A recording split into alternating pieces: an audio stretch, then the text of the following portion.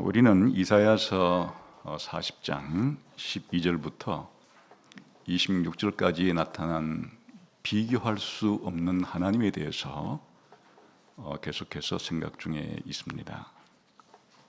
비교할 수 없다는 것은 창조주 하나님이 만드신 이 창조 세계와 창조주 하나님을 사실은 비교하고 대조할 때 창조주 하나님은 피조물보다 무한히 더 높고 위대하시고 강하신 분이라는 사실을 알려줌으로써 우리가 하나님을 믿는 것이 얼마나 정당하고 또 하나님께 소망을 두는 것이 얼마나 필요한지를, 그래서 우리의 무지를 치료해주고 우리의 무능력과 무기력을 해결해 주고자 함에 있습니다.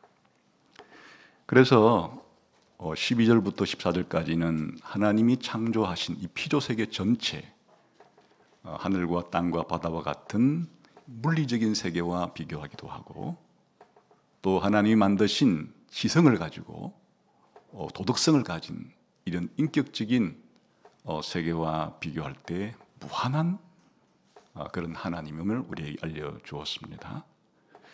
그리고 이어서 15절부터 17절까지는 하나님 만드신 인간들 세상 가운데 가장 거대한 권력 집단인 열국들, 이 열방들에 대해서 하나님과 비교함으로써 이 세상에서 거대 권력이라고 할 수 있는 국가 간 거대한 힘을 가지고 있는 이런 강대국의 세력, 오늘날로 말하면 거대한 미중, 그리고 국가적인 것을 초월하는 거대 권력에 해당되는 그런 국제적인 금융에 대한 힘, 혹은 빅테크의 큰 힘 같은 것들을 비교할 때 하나님은 그러한 것들을 물통에 들어있는 한 방울 물처럼 여기시고 저울에 묻어있는 티끌 하나처럼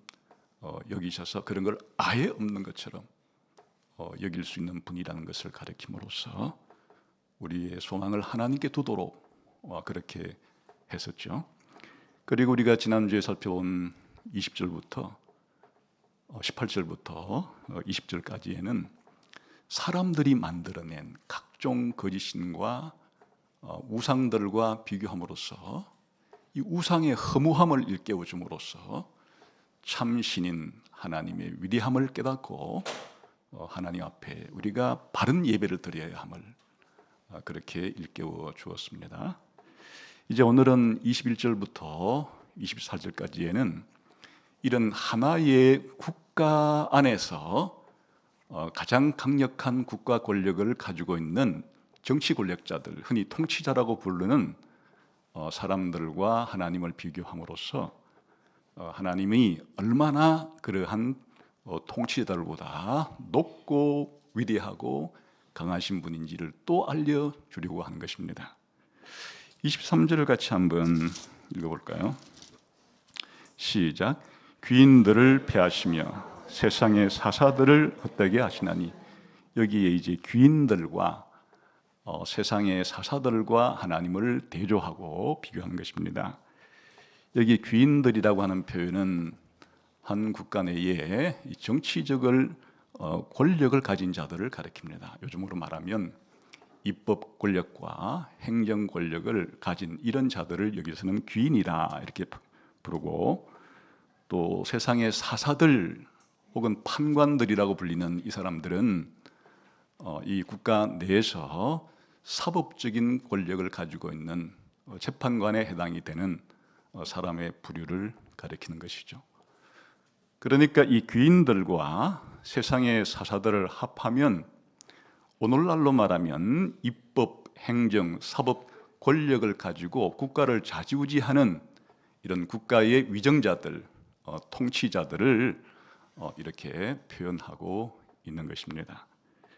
그러니까 오늘의 이 주제는 바로 한 국가를 통치하는 그런 위정자들, 이 통치자들의 권력과 비교해서 위대하신 하나님이 어떤 분인지를 알려줌으로써 사람들이 이런 국가의 위정자들에게 잘못된 소망을 가지고 있다면 그를 무너뜨리고, 또 잘못된 불안감을 가지고 있다면 그 또한 해소시켜 줌으로써 하나님만이 우리가 정말 신뢰하고 소망을 가지고 진짜 두려워해야 될 그런 분이라는 사실을 우리들에게 가르쳐 주어서 하나님에 대한 참된 믿음을 강화시켜 주려고 하는 것입니다.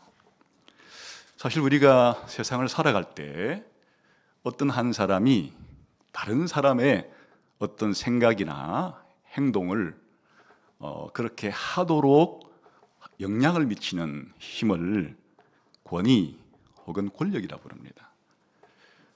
권위라는 것은 다른 사람에게 명령을 내릴 수 있는 정당한 그러한 자격을 가리킵니다. 그리고 권력이라고 할 때는 그 상대방이 내가 명령한 것을 따르지 않을 때 자신의 의지를 관철시켜서 결국 행동하도록 만드는 그런 힘을 가리킵니다. 그러나 우리가 이제 일상적으로 경제 권력이다, 문화 권력이다, 정치 권력이다 할 때는 이 두 가지를 묶어서 사실은 그렇게 표현을 하고 있는 것입니다. 그러니 이 세상을 살아갈 때 다른 사람의 어떤 생각과 행동에 큰 영향을 미치는 그런 권력들이 여러 종류가 있죠. 그 중에서도 가장 대표적인 몇 가지의 이런 권력을 생각해 본다면 경제 권력이 있습니다. 기업가라든지 자본가라든지 부동산 소유자가 가진 힘이죠. 사장이 쉽게 말하면 직원들을 입사시켜 줄 수도 있고 퇴사시킬 수도 있는 그런 권력을 가지고 있다는 뜻입니다. 문화 권력을 가진 자들도 있죠. 언론인, 방송인, 연예인, 인플루언서들은 자기들이 전하는 이 메시지를 가지고 다른 사람의 생각을 조종하거나 다른 사람들의 생각을 좌지우지하는 그런 권력자들입니다. 종교 권력도 있죠. 종교 권력자, 각 종교의 그런 지도자들은 자신이 종교를 가지고 있을 때 그 사람들의 궁극적인 삶의 의미와 목적에 대한 해석을 좌우합니다. 죽음이 뭔지, 죽고 난 다음에 내세는 있는 건지, 그렇다면 이 세상에서 어떤 목적을 가지고 살아야 하는 건지, 그러한 삶의 가장 기본적인 의미와 목적에 대한 그런 권력자라고 할 수가 있겠습니다. 사회적인 권력도 있죠. 가정이나 집안의 어른이라고 불리는 사람들, 혹은 인맥과 이런 인맥을 통해서 학력 혹은 또 지연 학연에 쌓인 인맥들 가운데 그 수장을 차지하는 사람들, 이런 사람들의 영향력도 상당히 크죠. 그런데 이러한 경제, 문화, 사회, 종교 등의 권력을 가진 사람들에 비해서 이 정치 권력을 가진 사람들은 좀 더 셉니다. 더 강해요. 어떤 점에서 이 정치 권력을 가진 자들이 다른 권력을 가진 사람보다 큰가를 살펴볼 수 있습니다. 사실 정치 권력을 가졌다고 하는 것은 한 나라에서 다른 사람이 어떻게 행동해야 될지 법을 제정하는 겁니다. 법을 제정한다는 걸 지키도록 강제하는 겁니다. 지키지 않았을 때는 벌을 주는 겁니다. 이런 입법권과 법을 집행하는 행정권과 그리고 법을 지키지 않았을 때 제재를 가하는 이런 사법권을 가지고 있는 자들을 바로 통치자, 위정자, 정치 권력자라고 하는 거죠. 우리 대한민국에서 이런 권력을 가진 자는 5천만 대한민국 국민 가운데 사실 극소수에 해당이 됩니다. 국회의원들 해봐야 한 300명 정도, 행정부의 대통령하고 장관들 합쳐봐야 한 20명, 지방자치단체장들 합쳐야 한 243명, 판사들의 수는 정확하지는 않지만 대략적인 정원으로 따져보면 한 약 3,400명, 이렇게 합치면 3,900명 962명이 나오는데 대략적으로 한 4천 명 정도가 대한민국을 쥐락펴락하고 대한민국 국민들의 삶을 좌지우지하는 이런 국가 권력을 가지고 있는 바로 위정자, 통치자 그룹에 해당이 되는 사람들입니다. 5천만 명을 이 4천 명으로 나누게 되면은 0.008%, 반올림을 해도 0.01%, 1%도 아니고 0.1%도 아니고 0.001%. 그러니까 만 명을 운동장에 불러 모아다가 그 중에 한 사람 정도가 나머지 사람들에 대한 지대한 삶과 행동에 영향력을 미치고 있는 사람들이 바로 이 귀인들과 사사들이라고 불리는 이런 종류의 사람들입니다. 그런데 이 사람들이 가지고 있는 이 권력의 좀 강력함이랄까 특별함은 몇 가지 요소 때문에 생겨납니다. 첫 번째는 이런 정치 권력은 우리가 거부할 수 없는 강제성을 띠고 있어요. 회사는 내가 마음에 안 들면 자꾸 사장님이 뭐라고 하면 그냥 회사 때려치우면 되는 거죠. 그만두면 되는 거예요. 그리고 콘텐츠 듣기 싫으면 끄고 안 들으면 되는 거예요. 무슨 동창회 안 가면 되는 거죠. 그런데 이 정치 권력은 내가 싫다고 해서 거부할 수가 없죠. 로마에 가면 로마의 법을 따라야 된다는 말이 있듯이 한 국가에 태어나게 되면 그 국가의 법을 따라야 합니다. 세금 내라 하면 내야 하고 군대 가라면 가야 하고 우리가 그게 싫어서 그럼 다른 나라에 이민 가면 그 나라에 또 이런 정치 권력자들에 의해서 또 우리는 영향을 받을 수밖에 없으니까 이 나머지 권력들은 자기의 선택으로 피할 길이 있어요. 싫으면 안 하면 되는 거예요. 싫으면 탈퇴하면 되는 거예요. 그러나 이 정치 권력을 가진 사람들의 손으로부터는 벗어날 길이 없는 그런 강제성을 띠고 있습니다. 거기다가 이 강제성은 얼마나 큰가 하니까 칼을 가지고 있어요. 이 칼을 가지고 있다는 말은 군대와 경찰들을 가지고 있고 법원과 감옥을 가지고 있어서 말 안 들으면 그렇게 우리를 물리적인 폭력을 가지고 자기가 원하는 것을 집행할 수 있는 이런 무시무시한 강제성을 가지고 있다는 게 특징이에요. 기업이라든지 교회라든지 한 가족의 그 회원들이 어떤 명령을 안 듣는다고 해서 감옥에 집어넣거나 죽이는 권한은 없죠. 그러나 이 정치 권력자들은 합법적으로 그런 권력을 자기들이 가지고 있으면서 행사를 하기 때문에 무시무시한 이 강제성을 띤 집단들이라고 하는 것입니다. 두 번째, 이 정치 권력은 모든 사람에게 적용이 된다는 측면에서 보편성을 가지고 있습니다. 회사의 권력은 그 직원들에게만 통하는 거죠. 다른 직원들에게는 안 통합니다. 그리고 이런 교회에서도 교인들에게만 어떤 믿음과 행동을 요구할 수 있지 불신자들에게는 그 통하지가 않죠. 그런데 이 정치 권력자들이 가진 권력만이 신자든지 비신자든지 부자든지 가난한 자든지 남녀노소에 상관없이 그 영토 내에 있는 사람이면 누구나에게 미치는 이런 보편성을 띤 권력을 가지고 있다는 점에서 또 남다른 권력이라 할 수 있습니다. 세 번째는 이 정치 권력 자체는 바로 삶의 모든 영역에 영향을 미치는 포괄성을 가지고 있습니다. 다른 권력들은 우리 삶의 일부분에만 해당이 되는 권력을 가지고 있죠. 이런 회사의 사장님이 가진 권력이라고 해봐야 마지막 사용할 수 있는 무기가 그냥 해고죠. 우리가 경제적으로만 좀 영향을 받지 그게 우리의 정신세계라든지 신앙생활에까지 영향을 미치지는 못하죠. 다른 모든 권력들도 마찬가지입니다. 한 특정한 부분에만 부분적으로만 영향을 미치지만 이 정치 권력이라는 것, 정치 권력을 가진 자들이 행사하는 권력은 우리 삶에 하나도 건드리지 않는 것이 없어요. 태어나면 출생 신고를 반드시 해야 합니다. 이제 어느 정도 나이가 들어서 학교에 들어가면 공부하기 싫어도 의무교육이라는 이름으로 학교 가서 일정 기간 동안 공부를 해야 하는 거예요.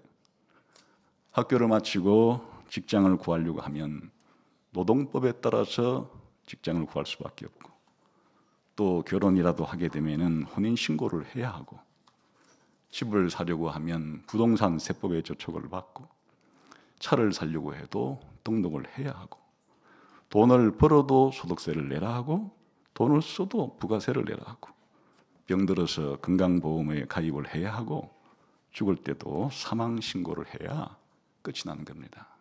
그러니까 요람에서 무덤까지 이 정치 권력자들의 영향을 받지 아니하는 삶의 영역은 없는 것입니다. 그러니 강력한 거죠. 네 번째는 이런 정치 권력자들의 특징 중에 하나가 아주 연쇄적으로 영향을 미친다는 특징이 있습니다. 그러니까 뭐 다른 권력은 특정한 한 부분에 영향 미치고 마는데 이 정치 권력은 그렇지가 않아요. 한 대통령이나 외교부 장관에 의해서 국가 간 마찰이 생겨가지고 환율이 폭등하게 되면 그것으로 끝이지 않죠. 수입 물가에 영향을 미치고, 수입 물가에 영향을 미치게 되면 장바구니에 영향을 미치게 되고 집안에 밥상까지 흘러들어오는 것이죠. 그냥 국가에서 새로운 노동법을 만들게 되면 그게 기업에 영향을 미치게 되고, 기업에 다니는 회사원들의 영향을 미치면 그 월급 봉투에 따라서 가계부가 달라지게 되고, 또 가계가 영향을 받게 되면은 이 자영업도 또한 영향을 받게 되고, 온 나라가 그냥 영향을 다 받게 되는 도미노처럼 영향을 미치게 되는 이런 권력의 특징을 가지고 있습니다. 마지막으로 이 정치 권력자들이 가지고 있는 이 권력은 다른 권력보다도 상위에 있어요. 이 정치 권력과 경제 권력이 만났을 때 정치 권력을 가진 자들과 경제 권력을 가진 기업인이 만났을 때 기업인이 말 안 들면 그냥 기업법 뜯어 고친다든지 세무조사하면 벌벌 떨고 항복할 수밖에 없죠.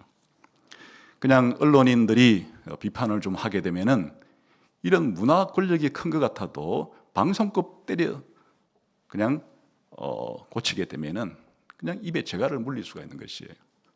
종교인들이 뭐라고 하면 종교법을 뜯어 고쳐서 그냥 종교인들의 활동을 제약할 수도 있죠. 심지어 독재국가는 아예 종교를 해산시키고 믿지 못하게 하는 데까지도 서슴없이 행할 수도 있는, 다른 모든 권력의 최상위의 포식자로서 나머지 권력을 좌지우지하는 아주 강력한 이런 권력의 특성을 가지고 있습니다.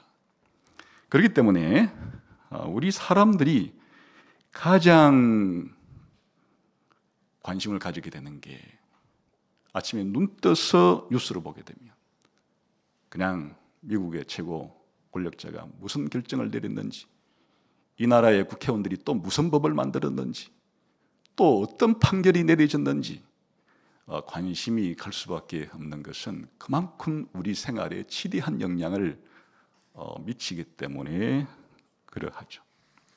그런 면에서 바벨론 포로로 잡혀와 있는 이스라엘 백성들에게 있어서도 다른 그 어떤 권력보다도 이 느부갓네살 왕이라고 하는 이 바벨론 제국 최고 통치자의 권력은 그들의 삶에 엄청난 영향을 미쳤던 것이에요. 느부갓네살 왕이 저 유다 국가 침공이라는 결정을 내렸기 때문에 다윗의 왕국이 멸망당한 것이에요. 그냥 예루살렘 성을 회파하라는 느부갓네살의 이 결정이 예루살렘 성을 회파시켰고, 성전을 파괴시키라고 하는 느부갓네살의 결정은 곧 성전 파괴로 이어지고, 이 유다 땅에 아주 뛰어난 친구들을 전부 다 바벨론으로 끌어가라고 하는 느부갓네살의 결정은 다니엘과 에스겔과 같은 이런 이스라엘의 뛰어난 자들을 전부 다 바벨론으로 포로로 잡혀가게 하는 이런 결정권이 느부갓네살이라고 하는 이 통치자의 생각과 그가 내린 명령과 그가 만든 법에 의해서 그냥 저 먼 곳에 떨어져 있던 이스라엘 사람의 생각, 삶, 그리고 행동, 나라 전체가 이렇게 영향을 받게 되는 것이죠. 그렇기 때문에 지금 이스라엘 사람들은 이 느부갓네살이라는 통치자의 이 힘을 느끼기 전에는 늘상 그들은 시편을 통해서 여호와께서 만유를 통치하시도다, 여호와 하나님이 이 세상의 왕이라는 것을 머릿속으로는 알고 있었는데, 이렇게 바벨론 포로로 끌려와 있는 지금 그들은 머릿속으로 알고 있는 여호와 하나님이 이 세상을 통치하신다는 생각보다 느부갓네살의 말 한마디가, 느부갓네살의 결정 하나하나가 자신들의 삶에 더 큰 영향을 미치게 됨으로써 자신들의 삶을 좌지우지하는 것은 여호와 하나님이 아니라 바로 눈에 보이는 느부갓네살 왕이라고 하는 이런 생각을 할 수밖에 없는 믿음의 위기가 바벨론 포로로 끌려와 있는 이스라엘 백성들에게는 찾아올 수밖에 없고, 또 이러한 믿음의 침체를 겪은 사람들도 많이 있었을 것입니다.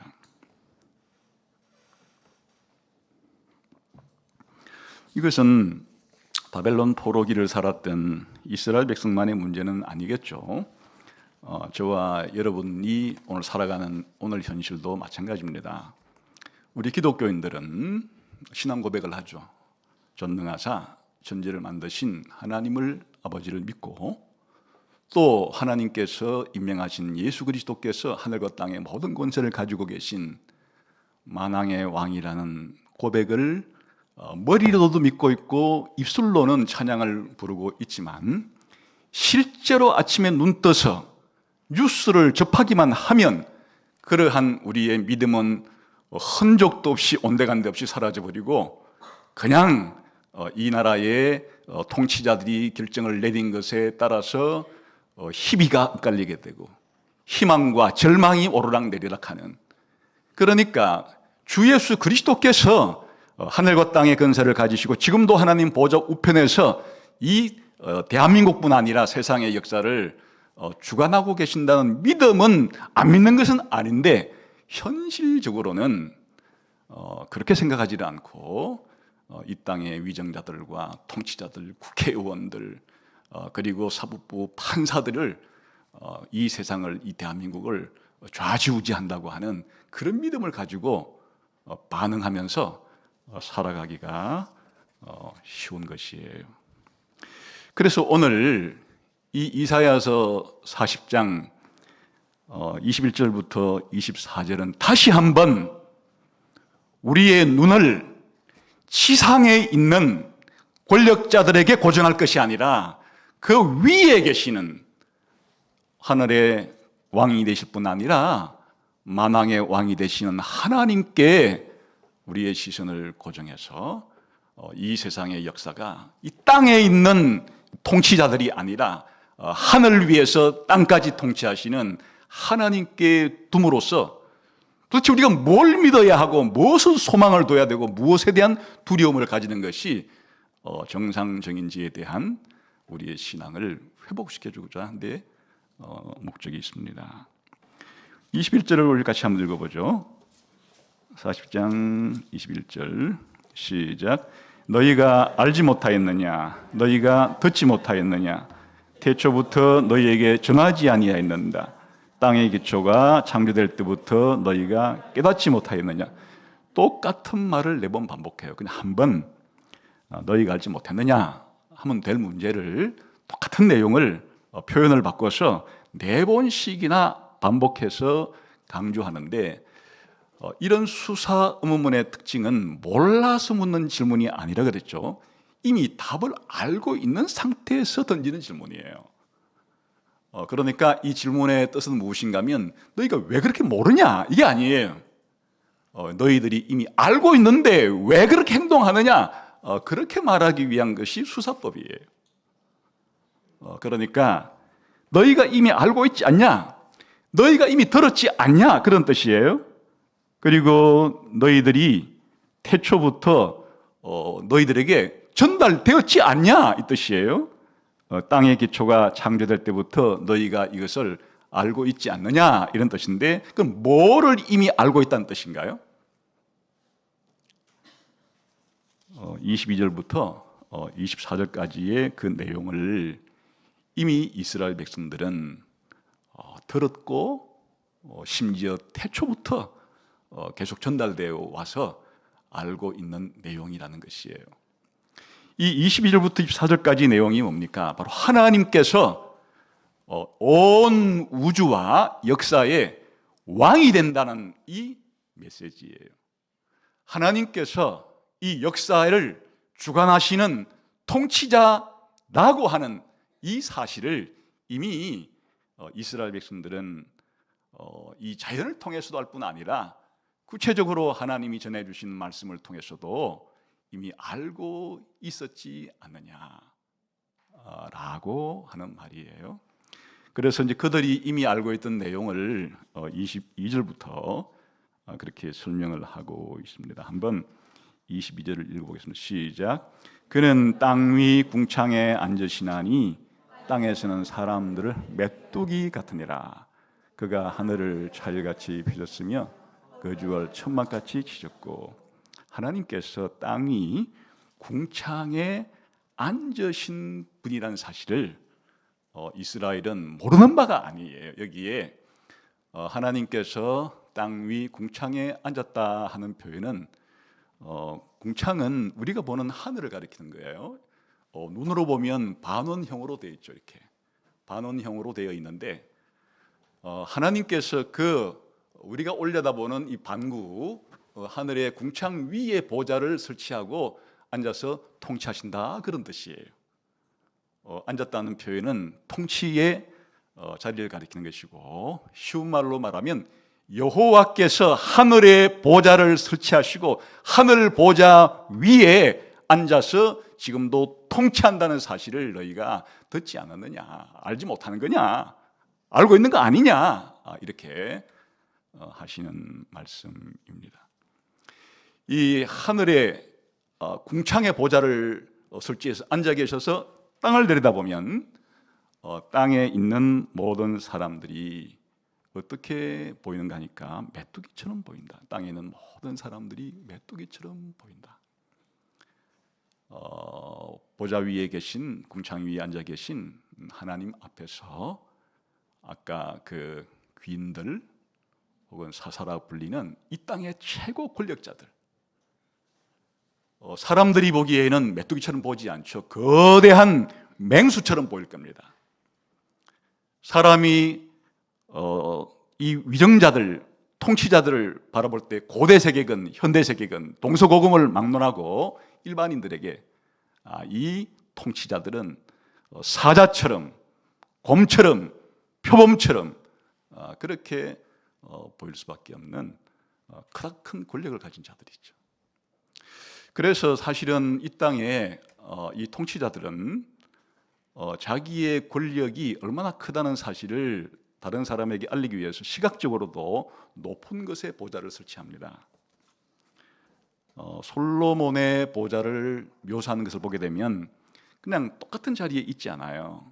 6계단을 만들어서 6계단 위에 높은 곳에 솔로몬의 보좌를 설치하고 내려다보는 것이죠.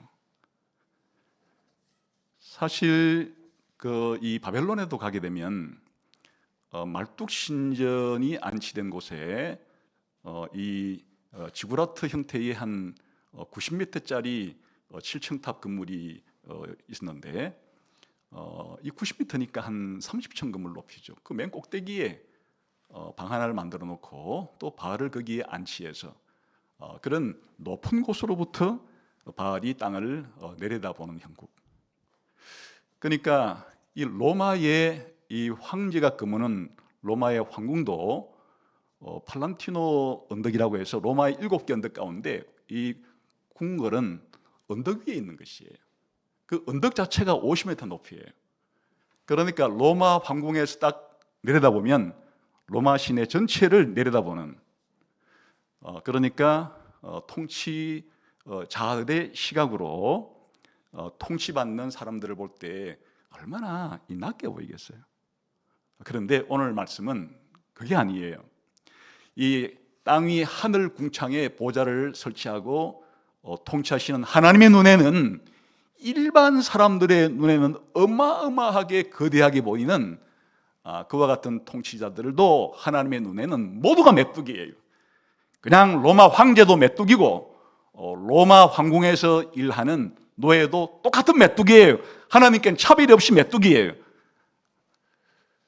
하나님의 위대한 통치의 능력, 궁창 위에 앉아 계시는 하나님의 시각으로 보면 이 땅에 있는 모든 사람들은 권력자건 권력자가 아니건 모두가 다 메뚜기와 같다. 그렇게 설명을 합니다. 이것은 사실은 이런 이 땅의 권력자가 잘못되었다, 나쁘다는 말이 아니에요. 원래 성경에 보면 이 땅에 이런 권력자들을 합법적으로 권위를 부여하신 분이 하나님이시니까 이 땅의 권력 자체가 통치권 자체가 그 자체가 잘못된 것이 아니에요. 하나님께서 그렇게 정상적으로 주신 정상적인 통치의 권력을 가진 자들도 포함이 되는 것이에요. 그러나 불법적으로 하나님께서 그냥 허용해서 이런 정치 권력을 가진 자들도 물론 포함되는 거죠. 이 모든 것을 포함해서 이와 같은 정치 권력을 가진 사람들이 바로 메뚜기와 같다. 이것은 메뚜기를 강조하는 것이 아니고 메뚜기처럼 보신 하나님을 강조하는 표현이에요. 그러니까 우리가 일상적으로 그냥 우리의 사고 범위 안에, 우리의 경험 범위 안에는 언제나 거대한 권력자들이 내가 살아가는 이 세상을 그렇게 좌지우지하고 쥐락펴락하는 것 같지만 그것이 아니라는 거예요. 그들도 하나님 보시기에는 메뚜기처럼 볼 수 있는 바로 그 하나님을 바라보고 권력 중에 최고 권력을 가지고 계시는, 권위 중에 최고의 권위를 가지고 계시는 하나님이 오늘 하루에 이 세상에 크고 작은 것을 움직이시고, 사실 그 하나님께서 이 땅에 통치자들을 임명하고 또 독재자들도 허용하는 가운데 하나님께서 움직이시는 것이니까 우리의 경험적인 감각적인 것으로는 이 인간 통치자가 눈에 들어오는 것은 우리가 늘 경험하는 일이지만은 믿음은 그보다 좀 높이 봐야 되는 거예요. 그보다 더 높은 곳에 계시는 이 땅의 모든 통치자들을 세우기도 하시고 폐하기도 하시는, 또 그들을 통해서 이 땅의 역사를 펼쳐가시는 하나님을 바라보게끔 하는 데 목적이 있습니다. 이제 그 다음에는 이런 단순한 수직적으로 하나님은 높은 곳에 앉아 계시고 이 땅의 모든 사람들과 통치자들은 메뚜기처럼 수직적으로만 그 위치를 보여주는 것이 아니라 그 하늘 궁창에 앉으신 하나님께서 이 땅의 통치자들에게 무슨 일을 할 수가 있는가 하는 것을 이제 23절과 24절은 보여주고 있습니다. 우리 한번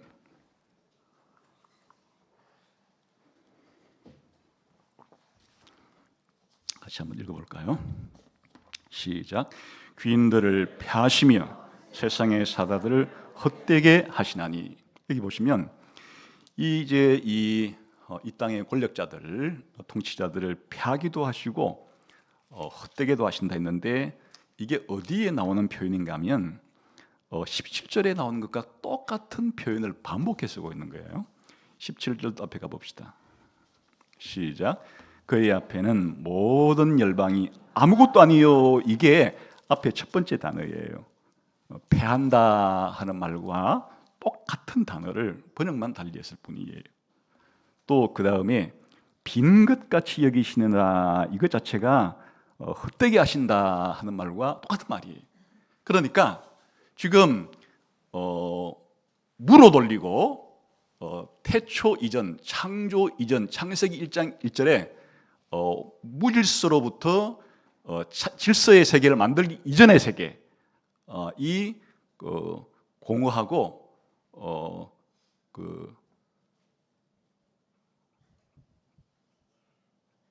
혼돈하고, 제가 갑자기 생각이 날 때가 혼돈하고 공허하고 이런 세계로 완전히 그냥 돌려보내시는 하나님의 능력을 가리키는 건데, 이게 이제 17절에서는 열방, 열국, 세계의 최강대국 그 시적으로 적용했다면, 지금 23절에서는 그 나라를 통치하시는 인간들, 미시적인 인간 통치자들에게 적용하는 것이, 그러니까 크게 보면 이런 국가라는 이 시스템 자체, 조직 자체도 마찬가지고, 좀 미시적으로 보면 그 조직을 운영하고 통치하는 통치자들도 마찬가지고, 하나님께서 마음 먹으시면 무로 돌려버릴 수 있고, 창조 이전의 혼돈의 세계로 그렇게 보내버릴 수 있는 능력을 가지고 계신 하나님이시다 하는 것을 보여줍니다. 그래서 이걸 이제 아주 생동감 있게 표현하기 위해서 농업의 비유를 듭니다. 24절입니다. 시작. 그들은 겨우 심기고 겨우 뿌리졌으며 그 줄기가 겨우 땅에 뿌리를 박자 곧 하나님이 입김을 부시니 그들은 말라 회오리 바람에 불려가는 초계 같도다. 이제는 메뚜기가 아니라 초계, 추수를 끝내고 알곡은 땅에 떨어지고 끝쟁이는 바람 불면 날아가죠. 그러니까 이 땅에 있는 그런 통치자들 하나님은 초계처럼 후 불면 다 사라져버릴 그런 존재로 보신다, 그런 것인데요. 여기 재밌는 표현이 나오죠. 그들은 겨우 심기고 겨우 부러졌으며 그 줄기가 겨우 땅에 뿌리를 좀 박는가 했더니만 하나님이 후 하고 부르면 초계처럼 날아가 버리게 된다, 이렇게 말하죠. 여기에 이 또한 우리가 이제 농사를 지을 때 다른 어린 묘목을 옮겨 심을 수도 있죠. 그리고 이제 씨를 뿌려서 뿌리를 내리게 할 수도 있는데, 씨를 흩어 뿌리든 다른 데서 묘목을 이전해 왔든지 간에 이제 뿌리를 내려야 되겠죠. 그래서 이제 뿌리를 조금 내리려고 하는데 뿌리가 깊지도 않아요. 그래서 그냥 하나님이 힘도 들이지 않아요. 그냥 훅 하면 그냥 초계처럼 바람에 흩어져 갈 수밖에 없는 존재들이, 우리가 그렇게 거대하게 생각하는, 강력하게 생각하는 통치자들의 위상이다, 그런 겁니다. 물론 통치자들은 그렇게 생각하지 않을 겁니다. 또 강한 권력을 가진, 절대 권력을 가진 독재자일수록 그렇게 생각하지 않을 겁니다. 자기를 거목으로 생각할 겁니다. 지구상에서 가장 큰 나무인 레드우드 나무는 높이가 100m가 넘어요. 같은 비슷한 계열의 나무인 세코이아 수종 중에는 거의 높이는 레드우드보다 좀 낮은 84m 정도 되지만 둘레가 31m에 달해서 60-70명이 손에 맞잡고 그래야 잡는 나무도 있어요. 이런 나무들이 수령을 측정해 보니까 2500년 가기도 하고, 그러니까 이 절대 권력을 가진 통치자들은 자기를 그렇게 씨 뿌리자 말자, 묘목을 옮겨 심으지 말자, 뿌리도 내리기 전에 날려가 버릴 초계처럼 절대로 생각하지 않겠죠. 자기들은 튼튼히 뿌리를 받고 옆으로 뿌리를 넓혀서 천년을 갈 수 있는 그런 제국을 자기가 다스린다라는 이런 착각을 가지고 있을 겁니다. 그래서 다니엘서 4장에 보게 되면은 어떤 묘사가 나오는가 하니까, 이 당대의 거대 제국을 이룩한 느부갓네살이 어느 날 교만한 마음이 생겼어요. 이 큰 바벨론은 내가 능력과 건세로 건설하여 나의 도성으로 삼고 이것으로 내 위엄의 영광을 나타낸 것이 아니냐. 내 힘과 능력으로 이 거대한 제국을 건설했으니 나의 위엄과 영광이 얼마나 크냐. 그리고 심정적으로는 이런 거대 제국을 내 평생 다스릴 뿐 아니라 자자손손 천년 만년 갈 그런 대제국을 나는 통치하고 있는 그런 자다라고 하는 생각을 가지고 있을 때 하나님께서 하늘의 음성을 통해서 어떻게 말씀하시는가 하면 너부갓네살 왕아 네게 말하노니 나라의 왕위가 너에게서 떠났느니라. 하나님께서 후 부시니까 이 세계 최고의 영광과 권력을 쥐었던 느부갓네살이 짐승처럼 변하고 7년 동안 그냥 풀 뜯어먹고 사는 광인이 되어서 살아가는. 그래 나중에 하나님께서 7년이 끝난 다음에 다시 고쳐주니까 느부갓네살이 이렇게 고백을 해요. 그의 영원하신 권세는 영원하시고 그의 나라는 대대에 이르리로다. 땅의 모든 사람들을 없는 것 같이 여기시며 하늘의 군대에게든지 땅의 사람에게든지 그는 자기 뜻대로 행하시나니. 비로소 그때 이사야 40장 21절에서부터 24절에서 말하는 그것을 느부갓네살이 깨닫게 되었다. 이렇게 말을 합니다. 성경에 이런 사례는 무수히 나오죠. 이스라엘 백성이 출애굽할 때도 마찬가지예요. 바로는 당대의 고대 근동 지방에서 가장 강력한 그러한 권력을 가지고 있어서 여호와가 누구기에 내가 그의 목소리를 듣고 이스라엘을 보내겠느냐? 나는 여호와를 알지 못하니 이스라엘을 보내지 아니하리라. 얼마나 자신만만해. 하나님께서 모세를 통해서 내 백성을 내보내라 이렇게 말하니까 도대체 여호와가 누구냐? 누군데 나에게 이리라 저리라 하느냐? 이렇게 마치 자기를 신격화시킨 이집트 사람들의 그와 같은 이 경배에 힘입어서 기고만장한 하늘에까지 교만이 치닫은 그런 바로의 모습을 볼 수가 있죠. 하나님께서는 10가지 재앙을 통해서 바로의 장자를 앗아가시고 또 홍해에서 바로의 모든 군대를 데려가셨습니다.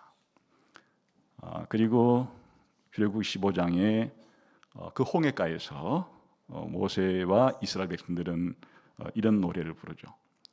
여호와여 신중에 주와 같은 자가 누구이니까?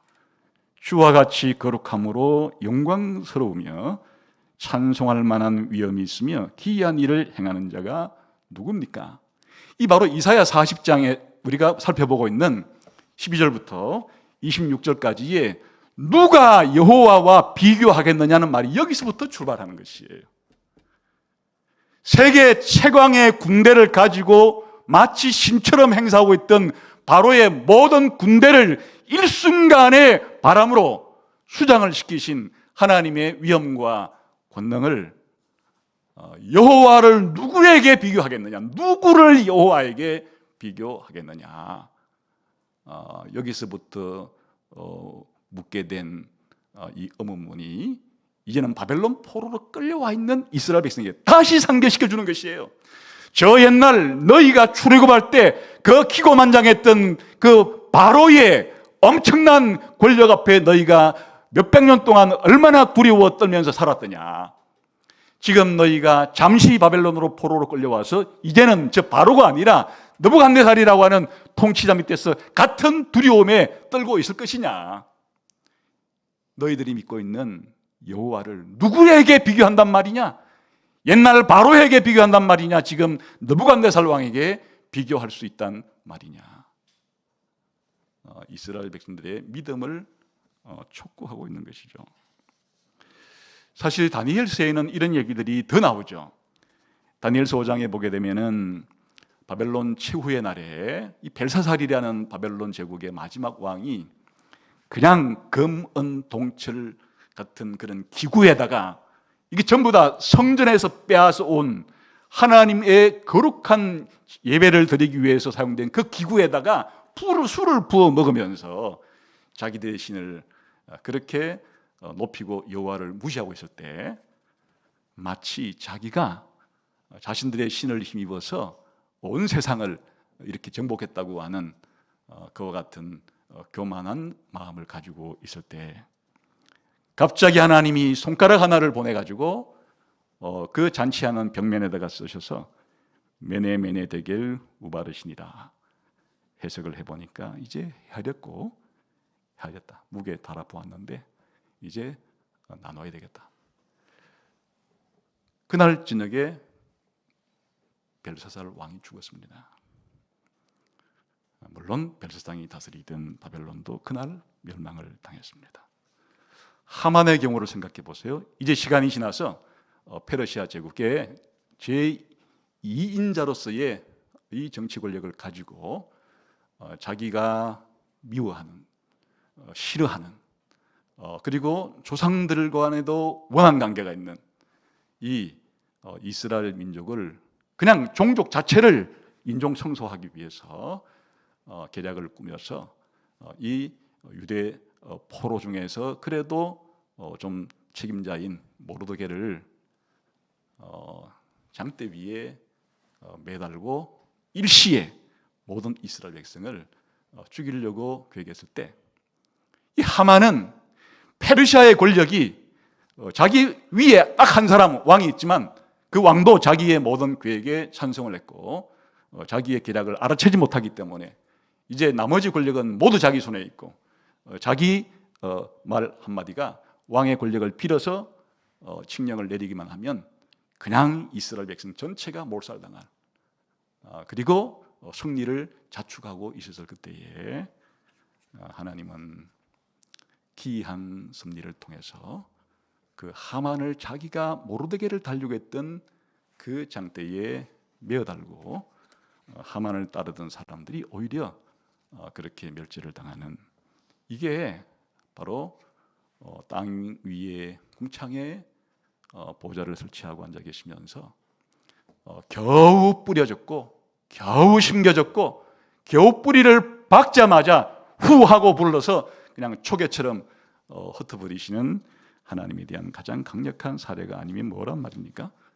성경은 우리들에게 이 여러 가지 사례들을 가르쳐 줌으로써 우리가 하나님을 어떻게 바라봐야 되는지, 우리가 살아가는 이 땅에 이런 통치자들을 어떤 시각으로 바라봐야 되는지를 바로 하나님과 통치자를 비교해서 보여줌으로써 비교할 수 없이 높으신 통치자들 위에 계신 하나님을 믿게 하고 다시 깨닫게 함으로써 우리의 믿음을 강화시켜 주려고 하는 것입니다. 이 말씀을 우리가 어떻게 적용하면 좋을까요? 사실 아까 제가 소대의 말씀을 드렸듯이 사람들이 가장 큰 기대를 거는 사람도 가장 실망을 느껴서 악마화시키는 사람도 바로 이런 정치적인 권력을 진 통치자들입니다.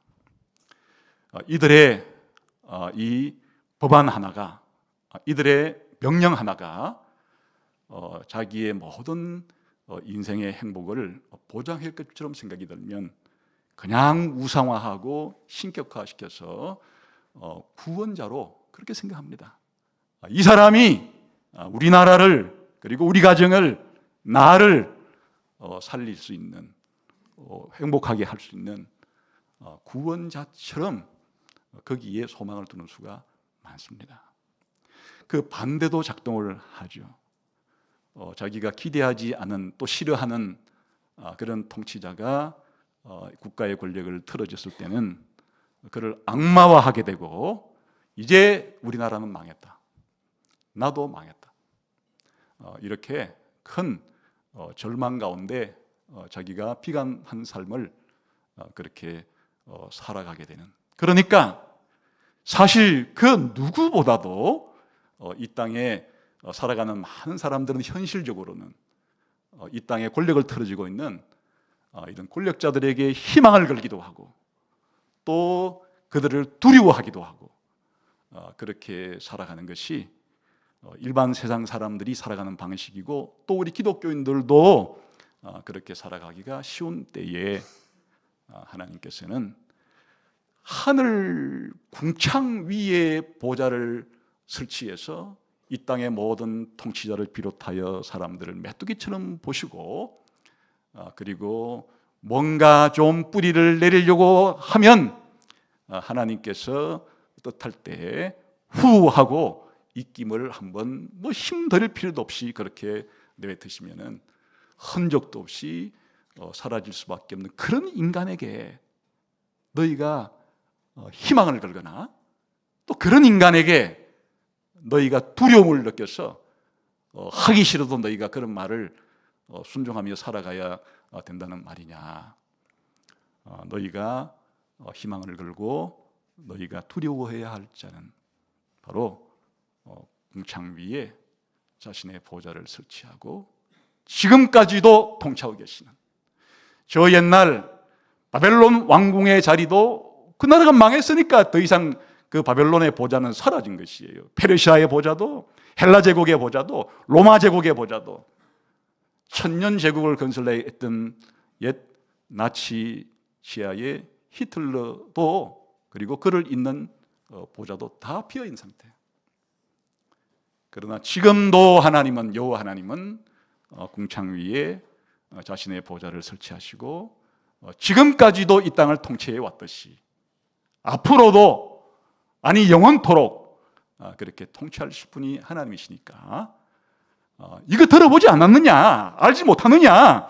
이 태초 때부터 너희들에게 전달된 건데 땅의 기초를 놓을 때부터 너희가 깨달아 알 수 있는 건데 왜 매일매일 접하게 되는 인간 통치자들에게 너희가 기쁨과 슬픔과 희망과 절망을 그들에게 두고 있느냐? 바로 여호와 하나님께 다시 한번 여러분이 믿고 그렇게 섬겨야 그 여호와 하나님께서 너희의 무지 가운데 진리를 전해주시고 너희가 무기력한 가운데 빠져있을 때 새 힘을 불어넣어 주시는 분이 아니시냐. 이것은 오늘 우리에게도 그대로 적용이 되는 것입니다. 여러분이 아침에 첫 일어났을 때 여러분의 귀에 들리는 그 뉴스를 제공한 그 인물들 때문에 하루 온종일 여러분의 마음이 온도를 달리해서 뜨거웠다가 식었다가 여러분의 감정이 고양되었다가 또 추락했다가 온통 세상이 그들에게 달려있는 것처럼 그런 생각 속에 살아가시겠습니까?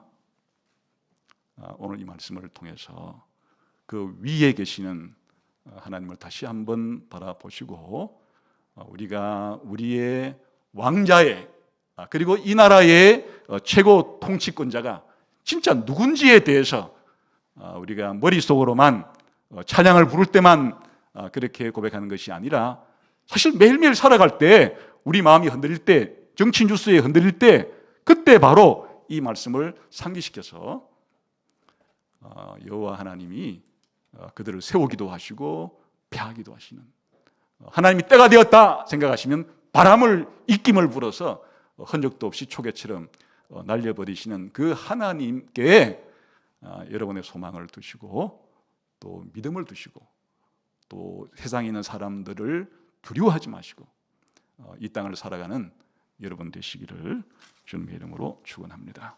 기도하겠습니다.